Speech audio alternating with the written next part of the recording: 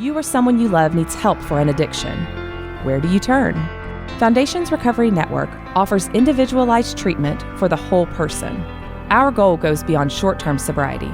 We address substance abuse and co-occurring mental health issues together, providing a firm foundation for long-term recovery. The first step is often the hardest, but we're here with a free assessment, insurance information, and treatment options.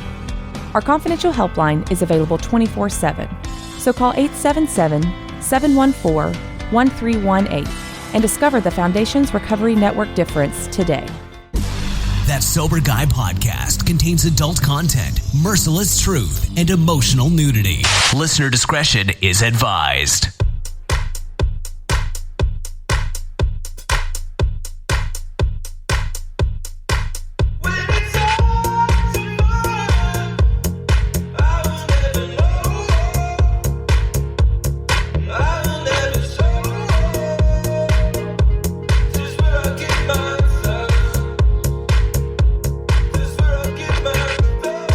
Yo, what's up? Thank you for tuning in today. Thanks to Humans for bringing us in. Thanks to you for supporting the show. Thanks to you. Did you hear that? Did you hear my voice go very high? I'm going to get a little bit weird today. So I hope nobody minds about that. We're going to bring it back old school style. Just a straight freestyle session.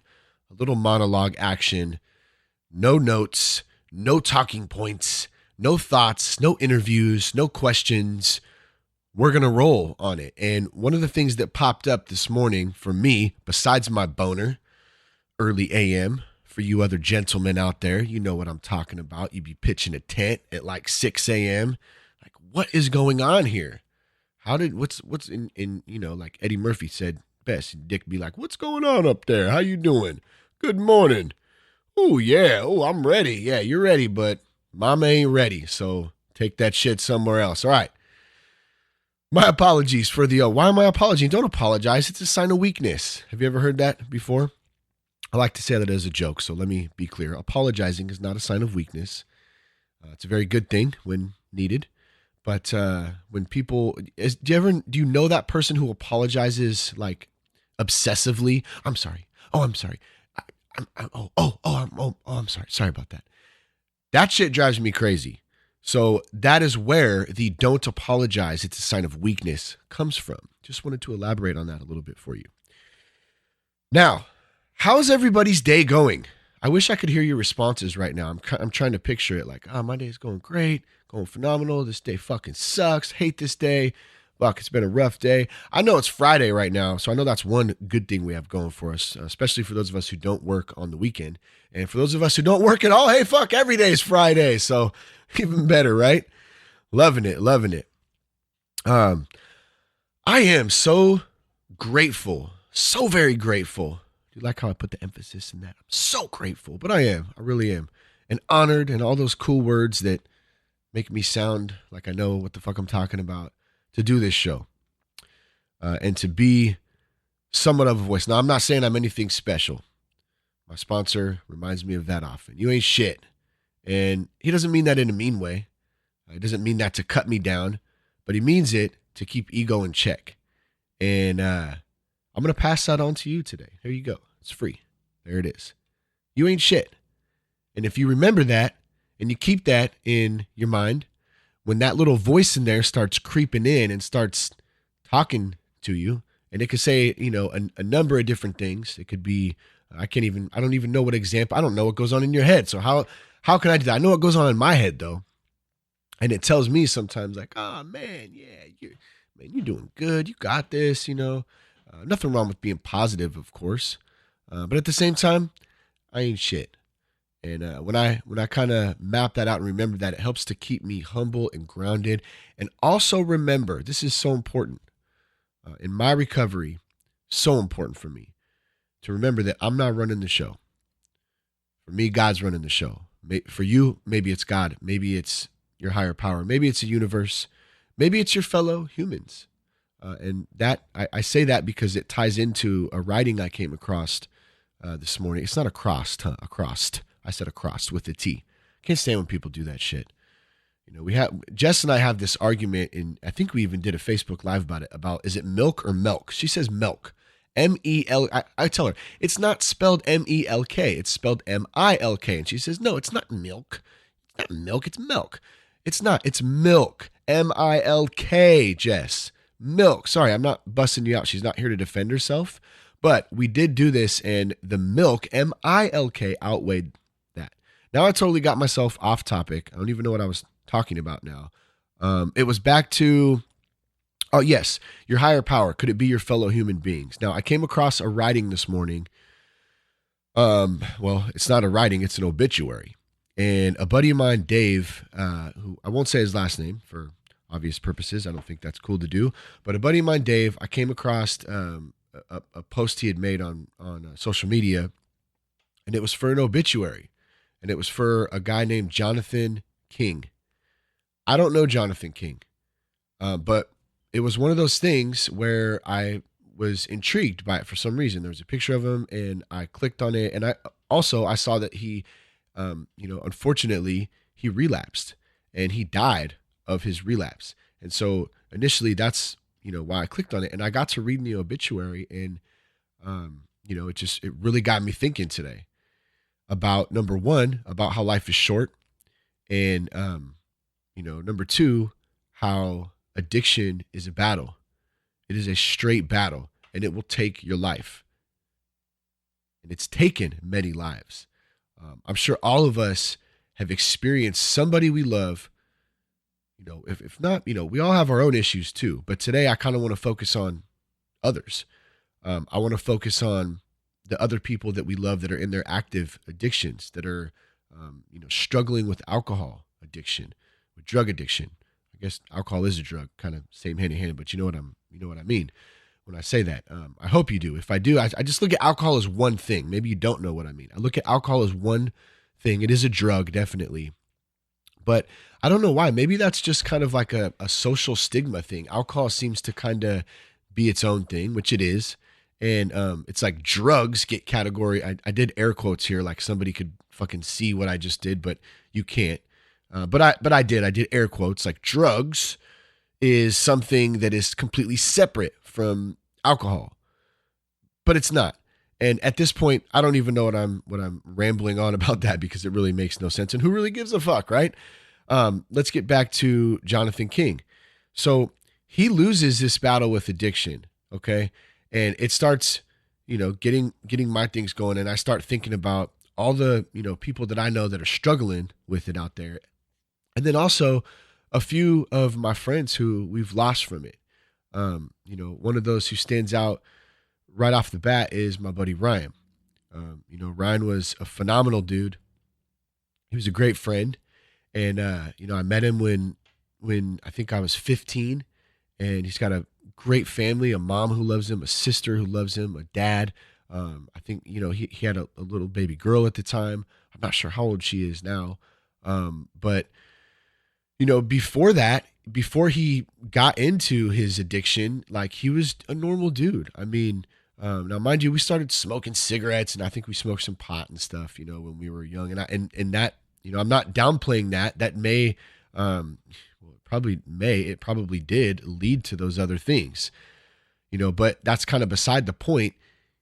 He was a great dude, and, he never planned on waking up one day, and saying, hey, I'm going to be an addict. You know what I mean? I'm going to be addicted. I'm going to live this lifestyle of relying on this substance to deal with whatever emotional shit that I'm going through.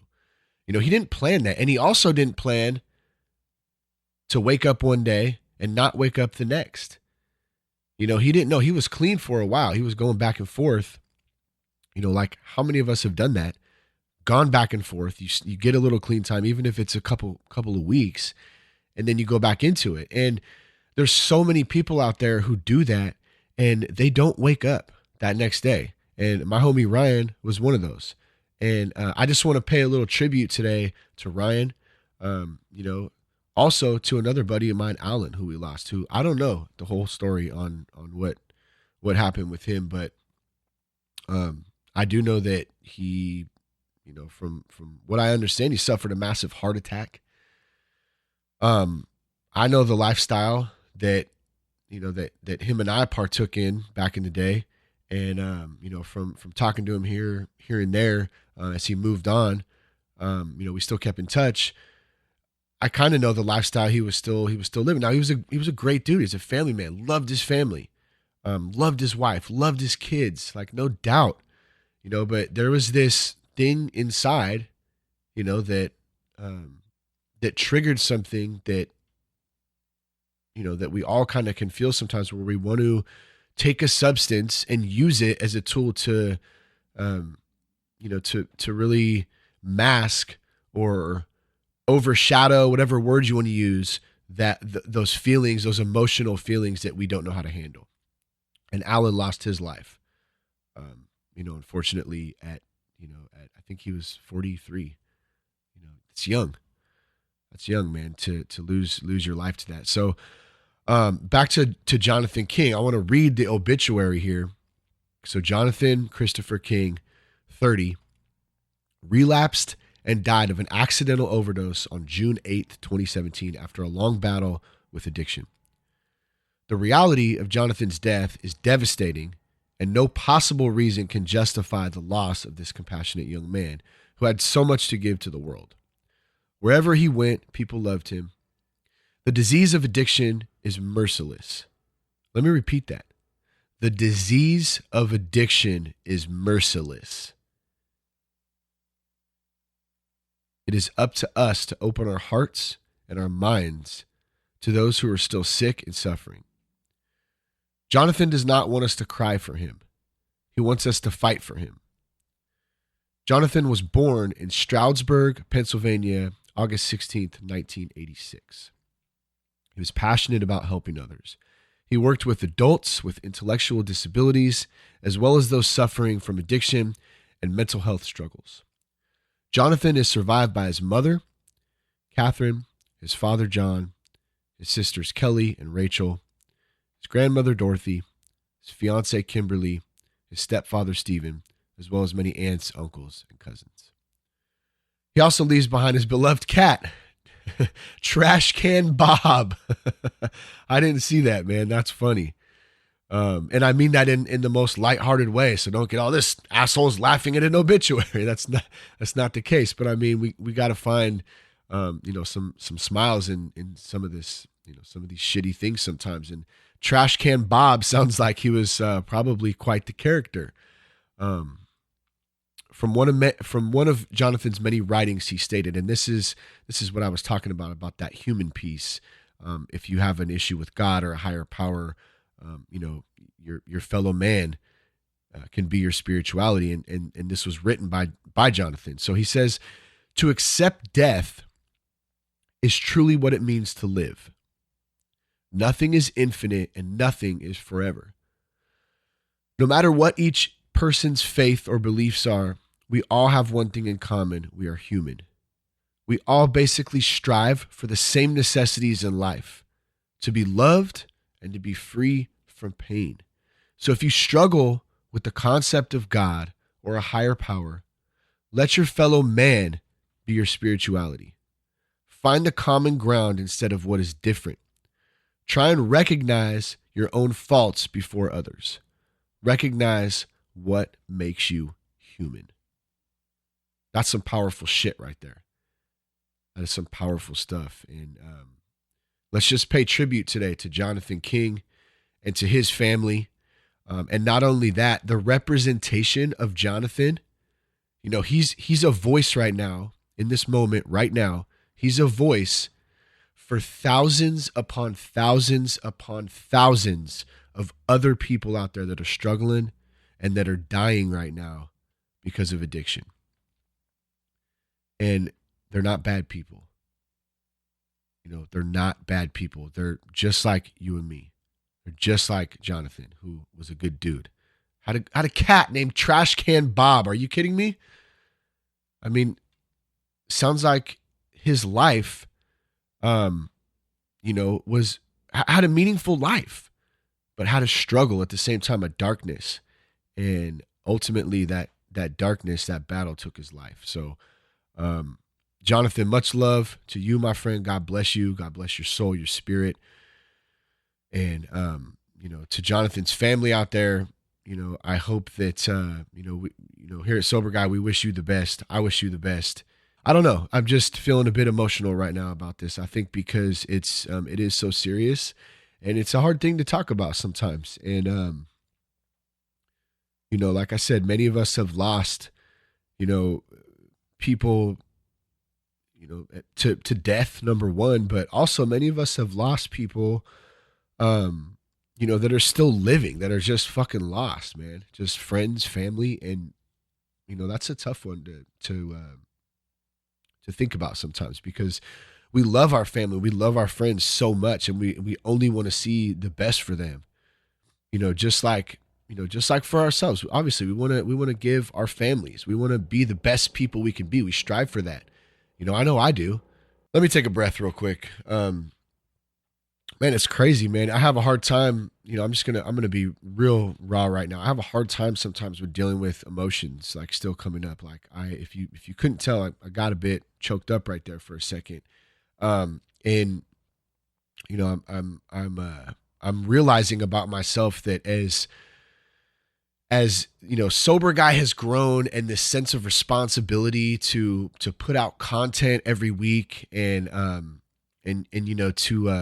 to kind of hold up my end and be strong for everybody and be this example. It's tough sometimes. And sometimes it takes a toll on me, where I start to block a lot of emotions, and I don't want to feel them, because I want to be strong, and I want to be that guy that people can look to and say, like, hey, and can lean on, I guess. I leaned on so many people for so many years. I feel like it's my duty now as a man, like, to have people leaning on me, and I love it.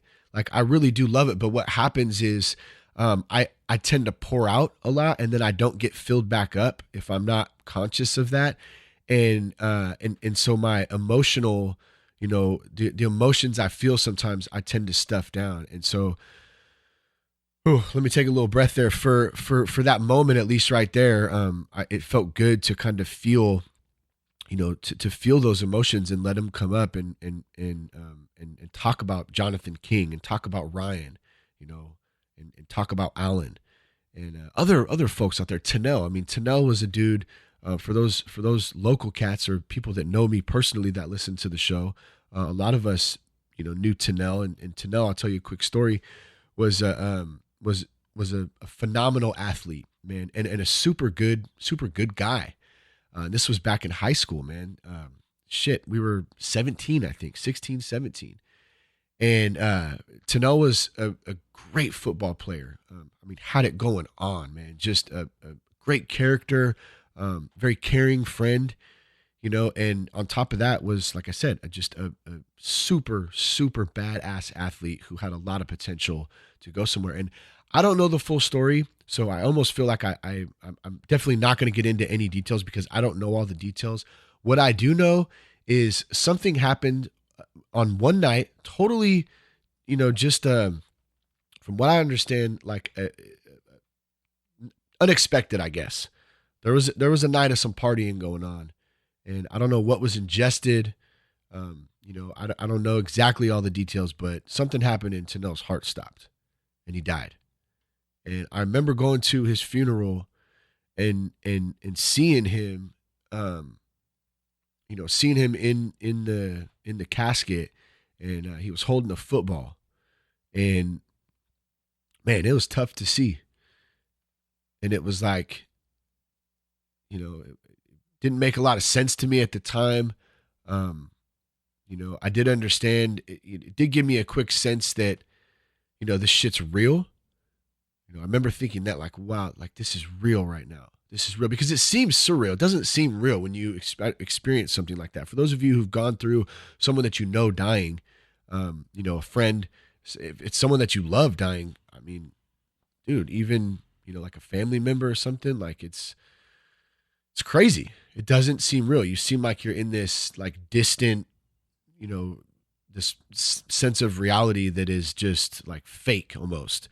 But I remember at that moment seeing him, I was like, man, this is real. This is some real shit right here. And this happened. And this thing doesn't fuck around this battle. Okay, so let this be a wake-up call to anybody out there. Let Jonathan King speak for us right now, from beyond in his spirit that's up in heaven. That we take this serious, and let's, at the same time, when I say that, let's remember Rule 62. Don't take yourself so damn serious. But there's a fine line in between. And when it's talking about addiction, when it's talking about the effects that it's having on the people around us that we love, hey, speak up about it. Ask somebody how they're doing. If you see somebody struggling, let them know. Don't let them know, hey, you're fucking struggling, you're an ass. Like, what's wrong with you? Get your shit together. That's not what I'm saying. I'm saying let them know. Ask them, how are you today? How's things going with you? They might give you a bland, maybe it's, let's put this in perspective. Let's say it's somebody in the workplace, right? Let's say it's someone in the workplace, and you can obviously see that something's going on with them. Take a minute. Maybe you run across them in the break room. Maybe you see them out in the parking lot. Maybe you see them at lunch. Ask them, how are you? But genuinely, not one of those passing by, like those super subconscious, robotic, zombie, like, hey, how's it going? And you don't really give a fuck. Like, genuinely care. You might change somebody's life that day. You might stop somebody from doing something that they don't want to do, and they may reach out to you, which can lead to other things. So what I'm saying is be that light, be that light out there. And I promise you that when you act as that light, God will shine that light on you. Jonathan, Tanel, Alan, Ryan, to everybody else out there who's lost a loved one, or whether that's physically or you've lost them emotionally and mentally right now, let's just say a quick prayer for them. Why not? Let's do the serenity prayer. God, grant us the serenity to accept the things we cannot change, the courage to change the things we can, the wisdom to know the difference. Having said that, feels good. Have a good day. I love you guys. Peace, love, respect. Keep your